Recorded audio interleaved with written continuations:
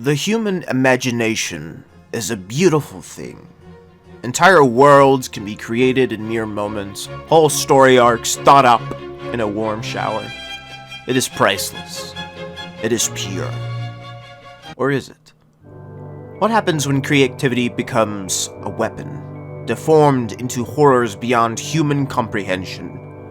What would happen when these corrupt ideas came to life? Foul concepts emerging right in front of your very eyes. These questions are what Don't Hug Me, I'm Scared is all about. It's not about critiquing mass media and its effects on young minds, but rather, it's asking the question, when does creativity go too far? Gentlemen, women, Don't Hug Me, I'm Scared, amidst all the chaos and shocking imagery, is telling a story of a mentally ill woman that refuses to grow up. A woman who locked herself away in her mind. A woman who created a world with the hopes of teaching her things about the world that were never taught to her. A world that's slowly turning against her. Her own mind rebelling, wanting change from the typical script that she gives them. Spoiler alert, this is the woman that I'm referring to. My theory of Don't Hug Me, I'm Scared happening all inside the lady's head was heavily inspired by another YouTuber's theory. After finishing all 6 episodes of the new TV series, Inside a Mind's video titled We Were Wrong About Don't Hug Me, I'm Scared popped up in the recommended tab. A legitimate light bulb moment happened while I was watching this video. A video, mind you, that was posted 3 years ago. During that time, there was only the original web series and that pilot for the first Don't Hug Me, I'm Scared TV show that was soon scrapped. In short, he goes on to say that the big media theory has flaws and prefers the theory that the events of Don't Hug Me, I'm Scared are all happening inside the red guy's mind. I'm going to go over the bits of Inside a Mind's video where he argues against the big media theory, since I think the majority of us who follow DHMIS believe in this theory.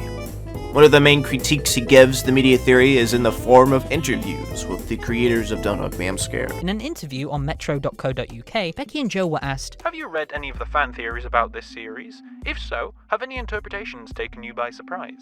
"We have read a lot of theories online about what it all means, and they are all correct." Why are the creators of the show so cynical about kids' programming? Are they trying to say that there's some big conspiracy behind kids' TV shows? Well, yeah, actually. But this interview gives me the complete opposite impression. In fact, Becky at one point tells us that she enjoys educational kids shows, after being asked if there were any children's media that inspired the show. "We did look at a whole range of educational kids shows that involve craft making or puppets, such as Finger Bobs and Heartbeat, which are both amazing. Not to mention the creators have announced they're making some kind of TV show for Don't Hug Me, I'm Scared that is funded by several corporations. That goes against the entire moral of the theory's ending. Plus, Becky has said in earlier interviews that she would like to make the switch of Don't Hug Me, I'm Scared to TV, and that was in 2015. Essentially saying with what the creators said about past theories, interpretations of the first episode, and their eagerness to work with big companies to produce a Don't Hug Me, I'm Scared TV series, it puts a lot of chinks in the armor of the big media theory. Inside a Mind offers his theory in the video, which, in my opinion, is almost spot on. And what we saw in the past 5 episodes were all fictional movies taking place inside the red guy's head. And to further prove my point, in the scene where the red guy performs on stage, he pulls out 2 puppets on his hand, the yellow guy and the duck, hinting that they're not real. They are part of his imagination. If he would have watched the newer episodes, then I truly believe he would have come up to the same conclusion that I did, and I wouldn't be making this video. So he gets the main concept of the theory correct, stating that all the events are happening inside someone's mind. He points to the Dreams episode, or episode 6, showing a section of the video where the little globe light is sinking. He goes more into detail, but to save ourselves from repetition, I'll just let y'all watch his video. Legit though, I gasped out loud as he was telling what he thinks it all means right after watching the TV show. I was like, holy shit, this guy nailed it. But being so close to being right, he got something wrong. See, Inside a Mind thinks that if all the events of Don't Hug Me, I'm Scared are happening inside someone's head, then it's all happening inside the red guy's mind, saying that he's the only real one out of the cast of 3 from the web series. 3 years ago, I would be inclined to agree with him completely. But with the release of the TV show, Don't Hug Me, I'm Scared basically showed us whose mind we are really in. Cue in this woman. Why are you laughing? Because it's so funny! Gosh. This is Leslie.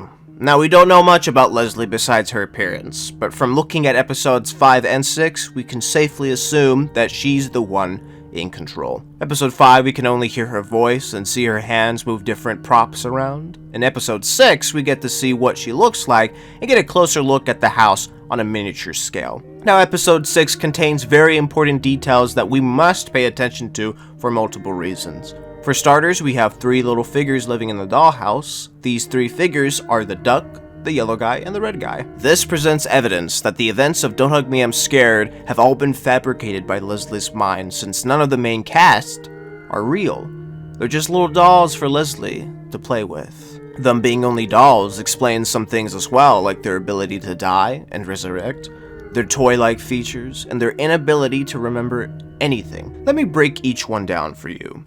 In episode 6, we see Yellow Guy accidentally breaking the little doll of the duck, but Leslie opens up a drawer with a bunch of spare duck dolls and replaces the old duck with the new one. This explains why the original cast can seemingly get injured or die, yet be perfectly fine in the next scene or episode. A grand example would be the duck, who seems to be Leslie's least favorite doll since he's the one that's dying the most out of the 3. Episode 5 from the web series sees the duck get processed into food. Then in episode 6, we get to see the duck for a brief moment as the red guy messes with the control panel. Episode 2 from the TV series has an entire arc of the duck being dead while also not being dead. Also in the same episode, we get to see the duck be replaced by a clay thing that slowly becomes an exact replica of the duck, which ends up dying towards the end of the episode. Or it could have been the old duck, who knows. But one thing is for sure, one of the ducks actually dies. But what about their toy-like features? Well, for starters, and the pretty obvious one, the yellow guy has batteries. Located on his chest is a little battery holder place thingy that seemingly was there the entire time. The duck has a bad voice box. Not sure if you've noticed this, but almost throughout the entire web series, the duck has a metallic echo whenever he speaks. But in the TV series, the only time we get to hear this metallic or robotic echo is in the last episode. And for the red guy, well, admittedly this might be a stretch, but he's just a balloon with a mop on top of it. I'm sure as kids you've placed a mop on top of a balloon at some point. I know I did, but I don't know about y'all, but we'll say you did, okay. The only time we see the red guy in this form is in episode 4, where at the end, his head pops and confetti flies everywhere. But surely all 3 of them would be able to remember what happened to them from the past episodes, right? Maybe. That is, if they weren't constantly being replaced all the time. Again, Leslie has multiple copies of the main cast, so if one breaks, she can easily swap out the old with the new. But when she does this, the memories made by the old dolls are lost or heavily fragmented. The only things the new dolls know is the house they live in, and they share the house with 2 other individuals. One thing I found to be very strange is in the TV series, the main cast can't seem to remember what each of the characters means to each other. One moment they're friends, the next they're not. One moment they're not family, the next they are. There are moments in the show where one character is recalling an event that happened in the past, and the others having no idea what they're referring to. Take this example from episode 2. He's the smallest one. Tell them about the tournament. I don't know about the tournament. I won a tournament, didn't I? Did you? Players out, here are some of his best moments. Goodbye. Goodbye to you. But he didn't Farewell. do any of that. And goodbye to you, David. How is that possible? How can they be so closely intertwined together yet not even be able to identify the others as their friends? Well, it's like I've said, the more they die, the more they forget. But the things I just mentioned are just a piece that needed to be better understood for the main theory here. The theory that the events of Don't Hug Me, I'm Scared are taking place inside Leslie's mind. I imagine that's why you were watching this video, so let's talk about it. The best piece of evidence that supports this theory is episode 4, because it literally spells it out for us. Episode 4's plot revolves around Warren the Eagle, the teacher of the EP, trying to teach the gang how to be good friends after the red guy and the duck insult the yellow guy. things get emotional for the yellow guy, so he escapes into his mind, which Warren the Eagle is sent to rescue him. But we all know, in the fashion of Don't Hug Me, I'm Scared, things don't go according to plan. If you were to ask me which episodes from the TV show were the most important to the plot of Don't Hug Me, I'm Scared, I would say episodes 4, 5, and 6.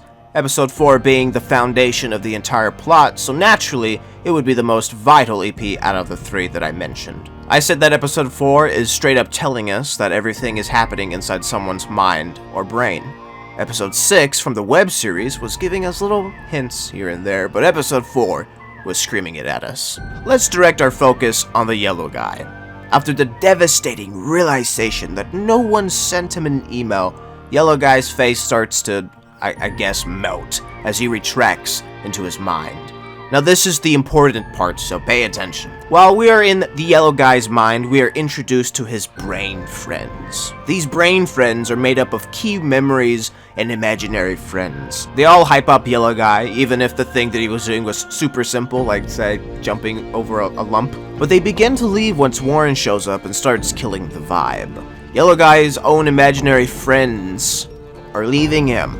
Yellow guy's shy imaginary brother even straight up kills himself because he couldn't stand being around Warren anymore. Sounds pretty familiar. A little too familiar. Do you have brown hair? What is your blood type? Are you allergic Shut to up. Don't touch me! Thing tastes great, but maybe we should wait before we put it on the plate, or it could be too late. No, I don't want to know. I don't want to know how to have dreams. No! No! Now Warren says something pretty interesting once he gets inside yellow guy's brain, so let's have a listen. This is the best place. Okay, stop. I want you to ask yourself, does any of this look real to you? Or does it in fact look more like a made-up place in your head? Huh? Very interesting question, Warren. I wonder if this question can fit anywhere else.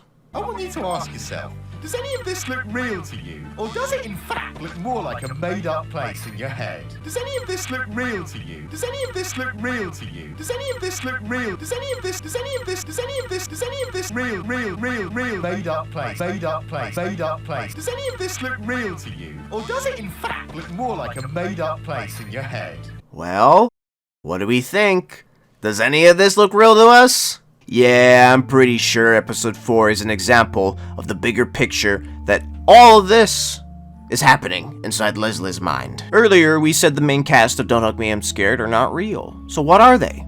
Well, originally they are Leslie's dolls, but what we see for the majority of the show are the brain friends version of the dolls. Something very tragic must have happened that caused Leslie to retract back into her mind and be alongside her brain friends. This also explains how everyone can die and come back to life, since Yellow Guy's fake brother, who was supposed to be dead, but shows up at the end of the episode. Which that, in and of itself, is strange, because Yellow Guy's shy brother doesn't actually exist. So how is he able to be standing next to Yellow Guy outside of his mind? Curious indeed. Not convinced? Okay. Let's take a close look at Leslie. Not looking too good, I'm afraid. But one striking detail about her are the stitches on her face. Maybe it's just the whole stuffed toy aesthetic that she has going on. Or maybe, just maybe, she has those stitches on her face, so when she goes into her mind, her face doesn't start sagging all over the place.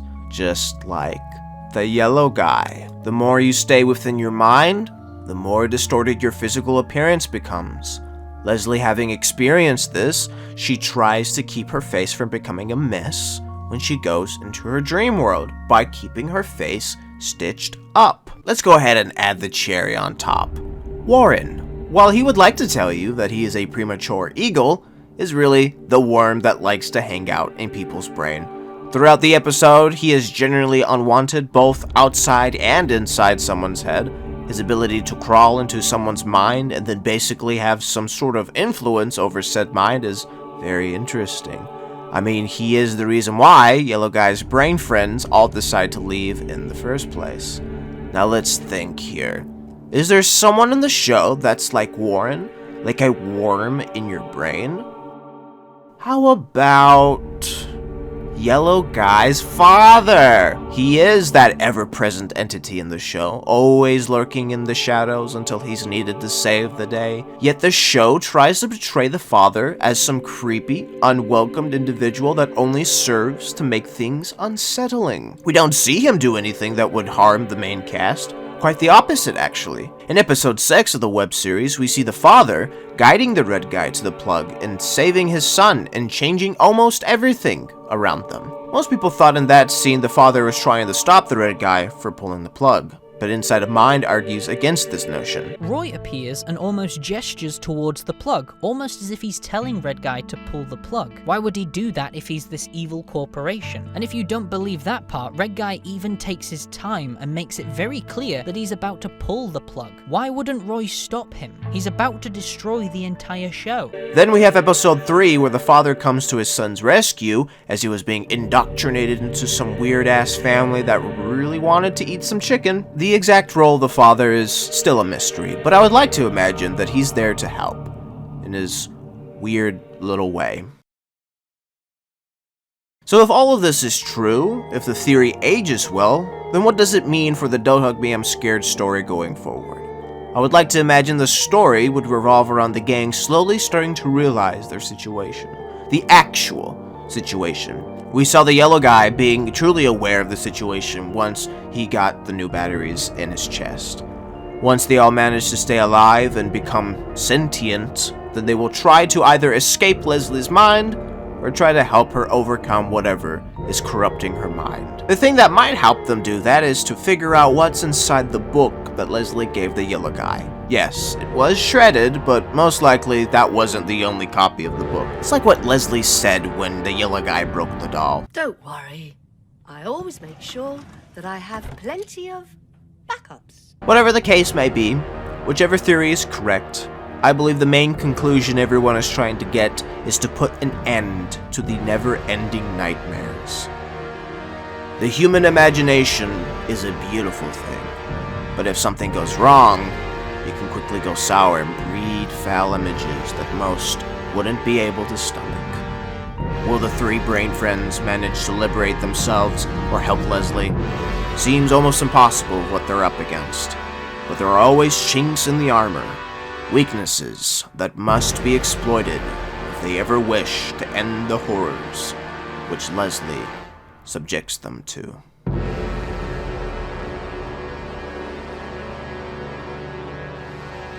I really hope you enjoyed this video. If you have any theories of your own or found flaws in mine, please let me know in the comment section down below. Thanks again for watching, and I'll see you in the next video. Goodbye for now.